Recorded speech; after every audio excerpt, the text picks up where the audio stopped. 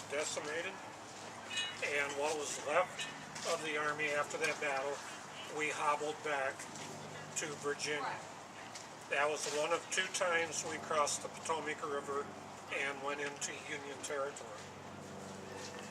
Okay, the second time was in 1863.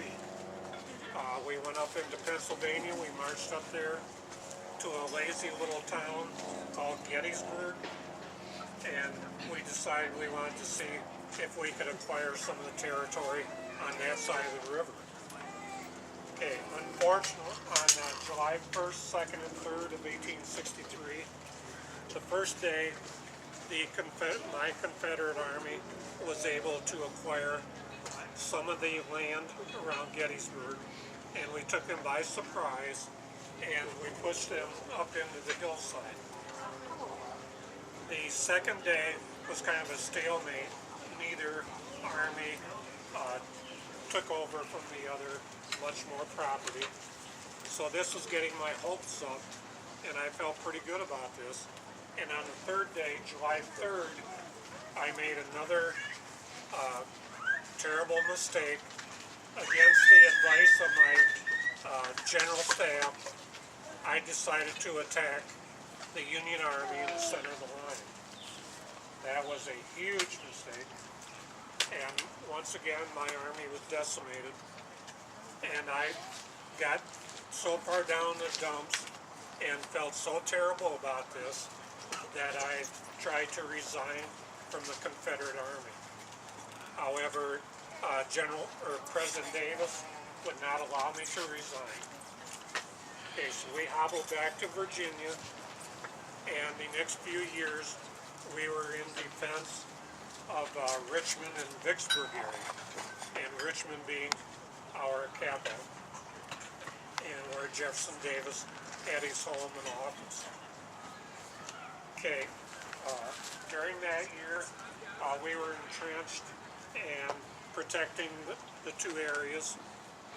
1865, the beginning of the year in April 2nd, we were surrounded by the Vicksburg area, and we needed to march out of the area, and we headed towards Appomattox.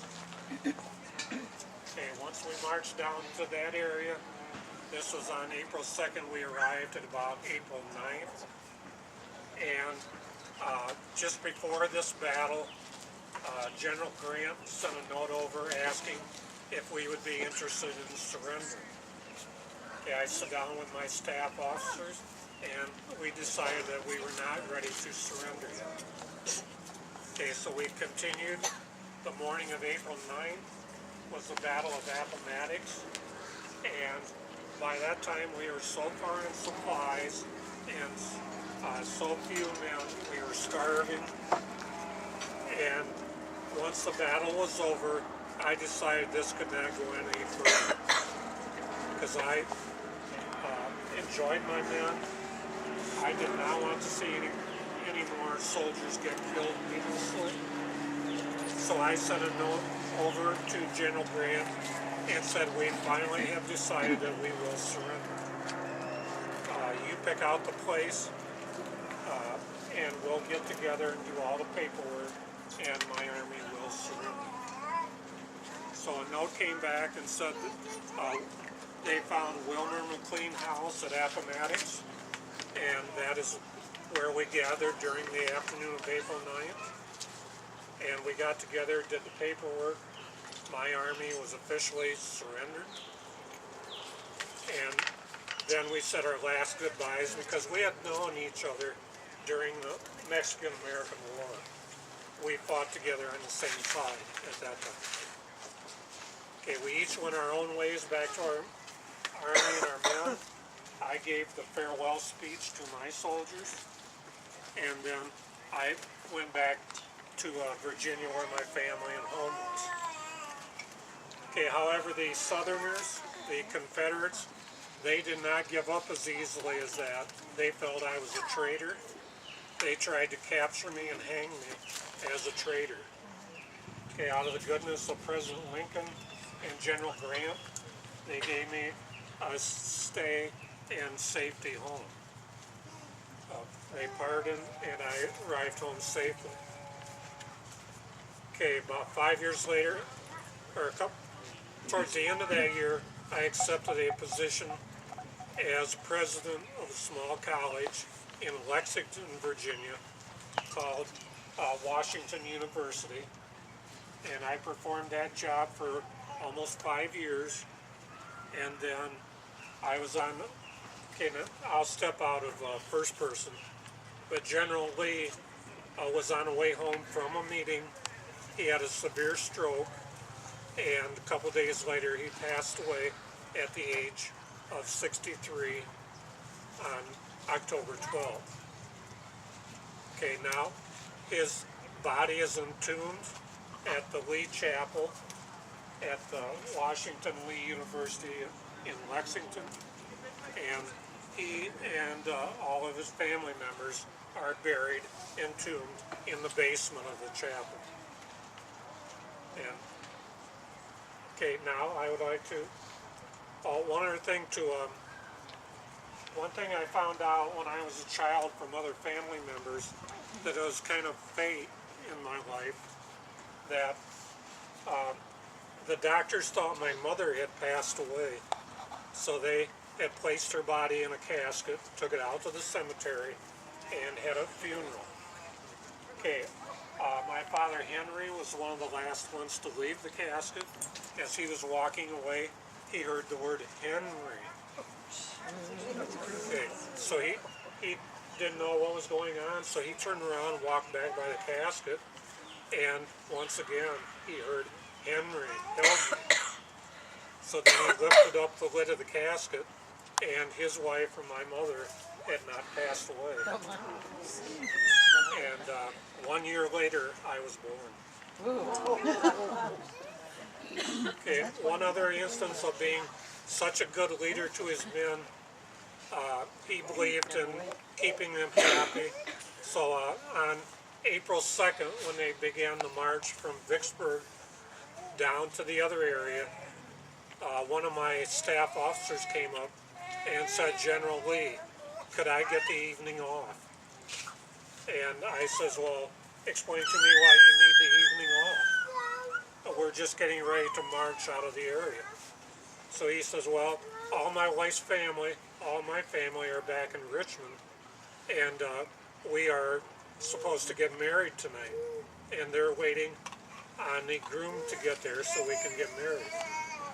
So of course, being the good leader I was, I gave him permission for the night off. He went, and he assured me that the next day on the march, he would catch up to us.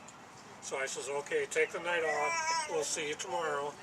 And sure enough, the next day, he joined the march on the way to Appomattox. Okay, now I'd like to introduce my wife, Mrs. Lee.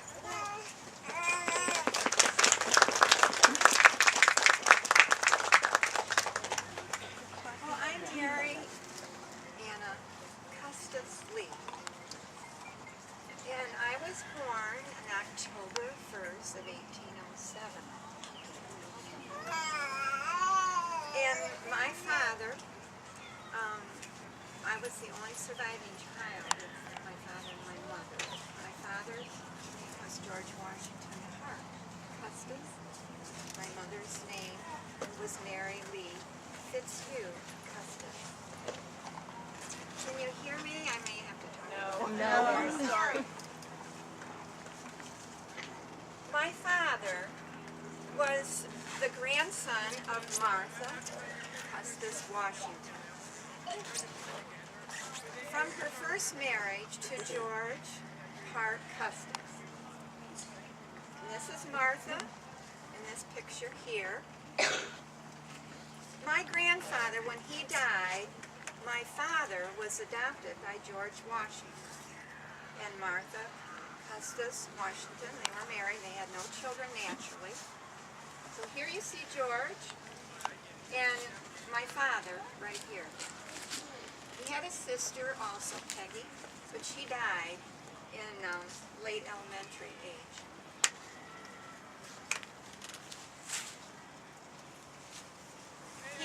My father also inherited 1,100 acres across the Potomac from his family when his father died. So he grew up at Mount Vernon the majority of his life. And when he married my mother, he hired George Hatfield, who at that time was building the United States Capitol, to construct and design an estate on the land that he had received from his family. It actually took 16 years to complete Arlington. Initially, he wanted to call it Mount Washington, but did change it to Arlington in honor of the Custis family estate in the lowlands of Virginia. And this is a picture of Arlington.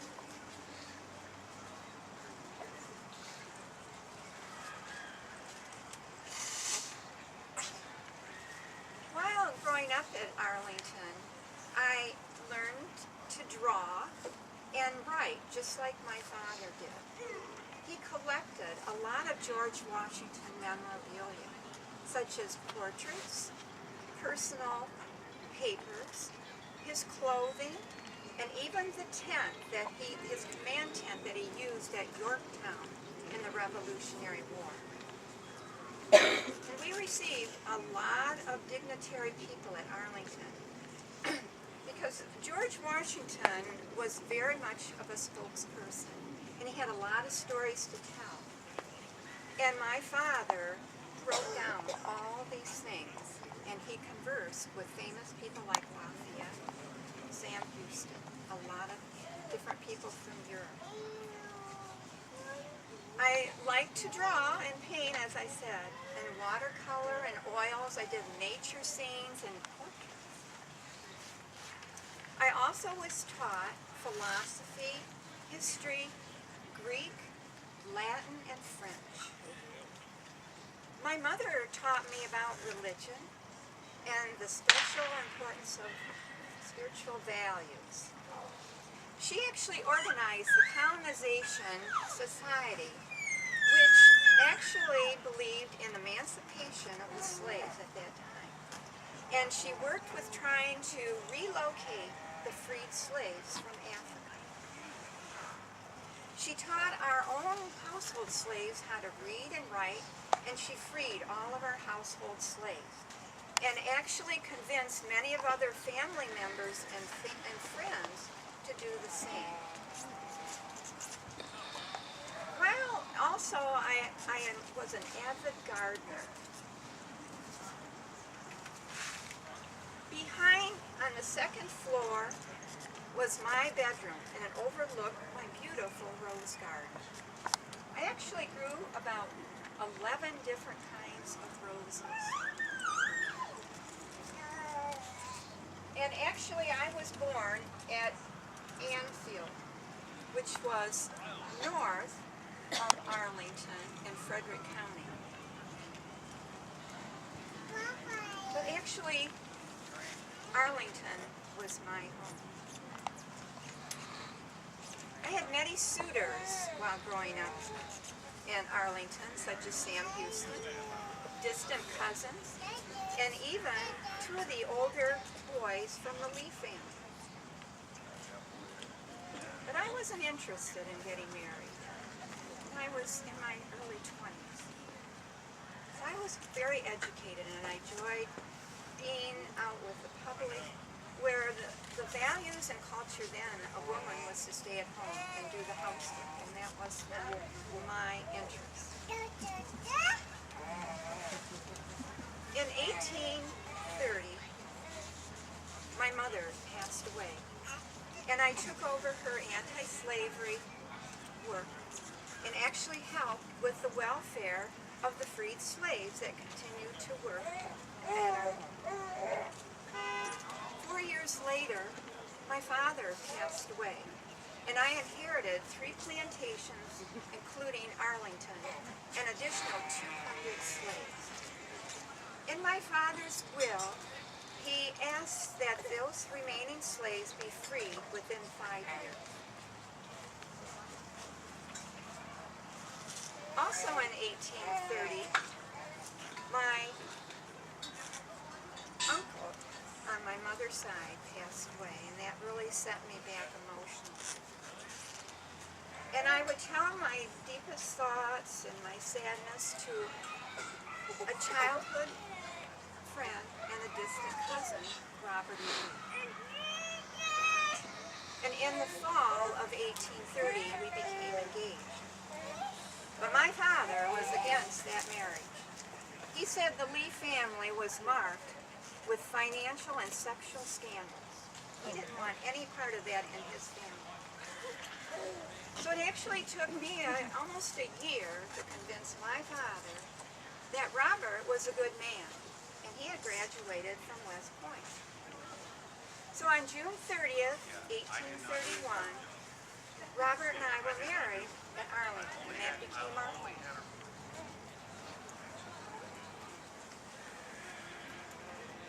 During our early marriage, I had a lot of health issues. I had joint pain and a lot of stiffness. I would go to spas and mineral baths in the northern part of Virginia for relief. The doctors described it as rheumatism and prescribed little blue pills. I later learned these blue pills had mercury in them, but I didn't know anything about what that was.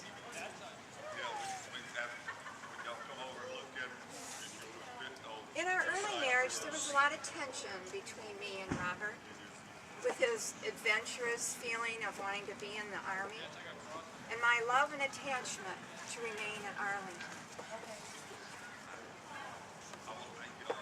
But I did accompany him to a lot of his posts, except for when he was in the Mexican War and when I was pregnant with our children. We had 4 daughters, and I was very determined that they were going to be well educated like myself. And I also had 3 sons.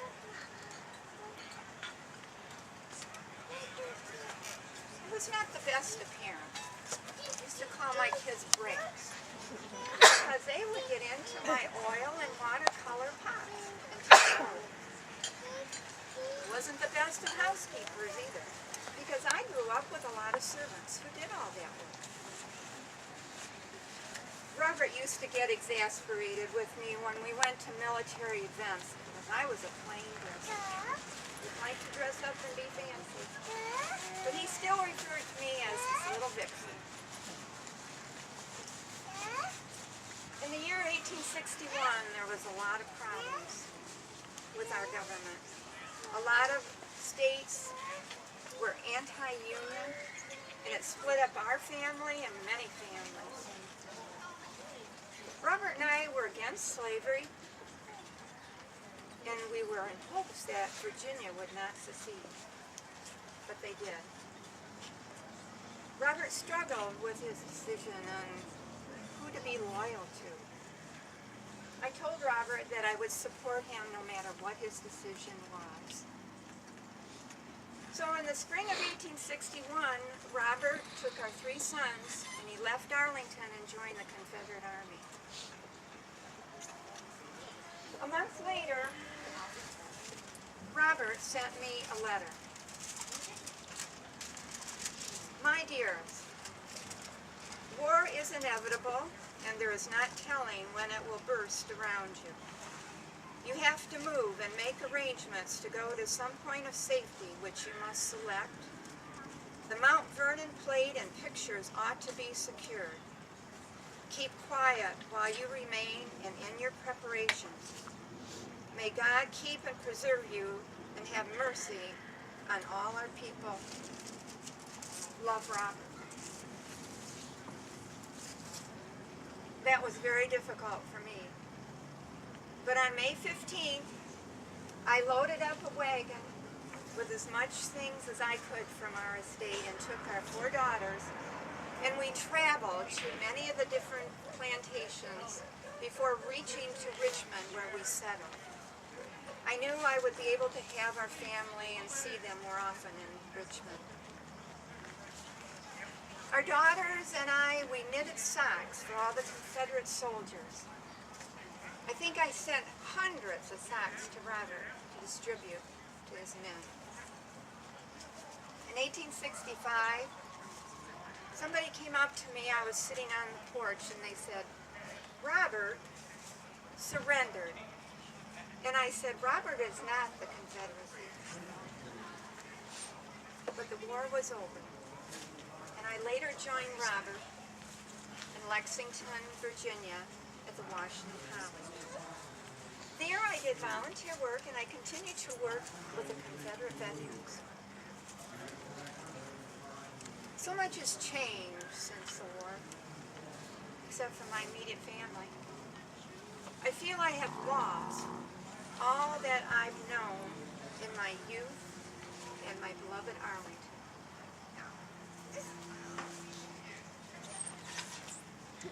I just can't imagine what they're using Arlington as, and if I will ever get back there.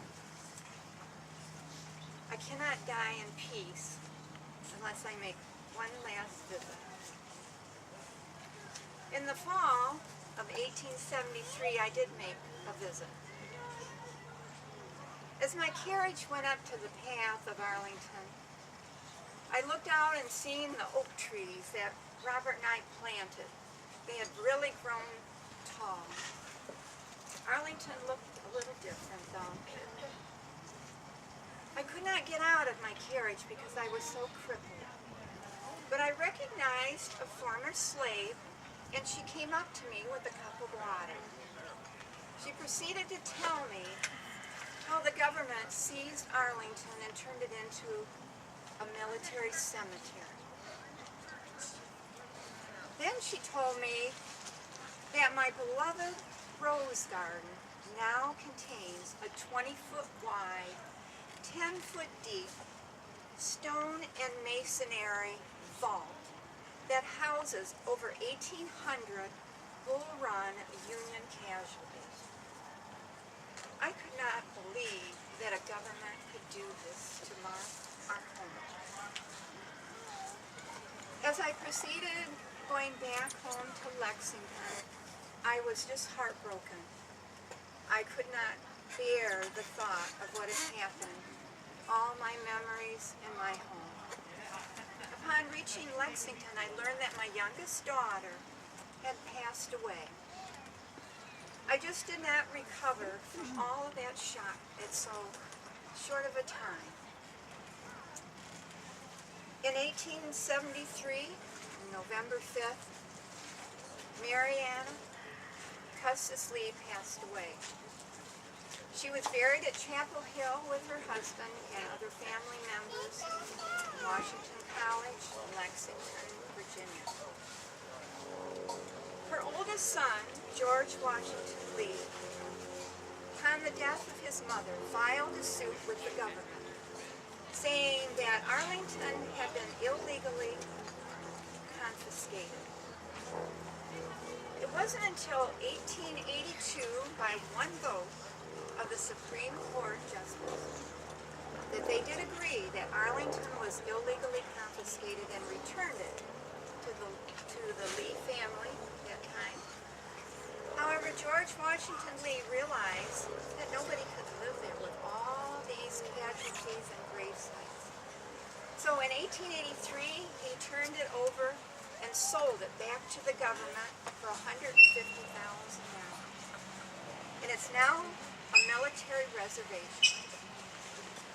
This year, in 2016, the government has acquired additional funds to continue restoring Arlington and also obtaining further artifacts that were originally there during the time that Lee and his wife owned the property. Thank you. Any questions on the Lee? Freed your slaves, but of course they escaped was taken. Yes, my mother freed the household slaves during her lifetime, and she educated them. And it really, they didn't pay them until her daughter, Mariana, received them in the actual will. And so she, because at that time, a lot of the slaves, our slaves were educated, but but a lot of them weren't, so they didn't know what other work to do. And so many slaves stayed on the same farm. And some of the homeowners, like my family, we did pay for them to do the work. Yes. But they still lived on the property because they were dedicated to that family. There was one thing that surprised me in doing research on General Lee, that you read about a lot of these generals are young people, but General Lee actually had 32 years of military experience even before the Civil War broke out.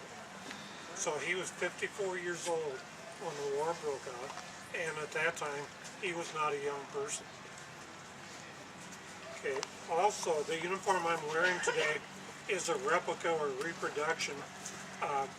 General Lee had money, so he was able to be dressed very nicely throughout the 4 years of the war. He had a different uniform for each year, and this is the uniform that he wore on the day of the surrender at Appomattox. At Appomattox there is a Confederate museum, and on the inside of the museum, my wife and I visited there one time. They have a glass showcase, and they have the original uniform that he surrendered in, and it's still on display there.